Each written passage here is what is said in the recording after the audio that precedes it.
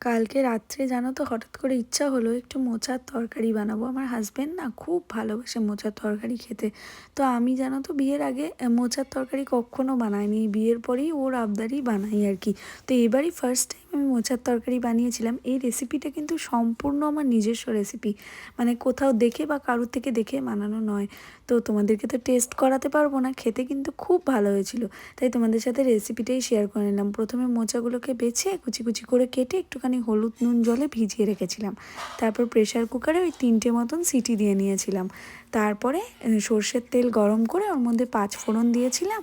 আর একটু আলুগুলোকে দিয়ে ভালো করে ভেজে নিয়ে যে আমরা মশলাগুলো ইউজ করি, ওই তোমার নুন, হলুদ, জিরে গুঁড়ো, তারপরে কাশ্মীরি লঙ্কার গুঁড়ো, লাল লঙ্কার গুঁড়ো আর টমেটো দিয়ে ভালো করে আলুটা কষিয়ে নিয়ে মোচাগুলো দিয়ে ভালো করে নুন আর ঘি, গরম মশলা দিয়ে নামিয়ে নিয়েছিলাম। খুব ভালো হয়েছিল খেতে।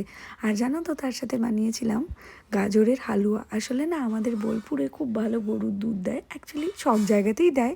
আমি যেহেতু এখন বোলপুরে আছি তো এখানে খুব ভালো দুধটা পাচ্ছি, তাই বললাম।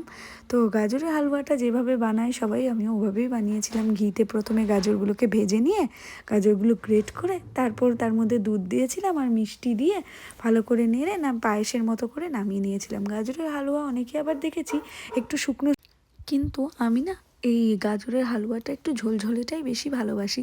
তোমরা কিন্তু অবশ্যই জানিও তোমরা কে কীরকম পছন্দ করো। এইটাই ছিল কালকে রাতে আমাদের সিম্পল ডিনার মেনু। হাজব্যান্ড তো খুব খুশি হয়ে গেছে মোচার তরকারিটা দেখে। আর আমিও না ভাবতে পারিনি যে এতটা টেস্টি হবে। এই ছোটো ছোটো জিনিসগুলোই তো লাইফে কত আনন্দ এনে দেয় বলো। কিছুই না, একটা সিম্পল মোচার তরকারি করেছিলাম আর একটুখানি গাজরের হালুয়া। যে যার পছন্দের জিনিস পেলে একটু হলেও তো বেশি খায়। এই যা খুব ভালো লাগে এটাই, যে সবাইকে মনের মতন সবটা করে দিতে পারলে।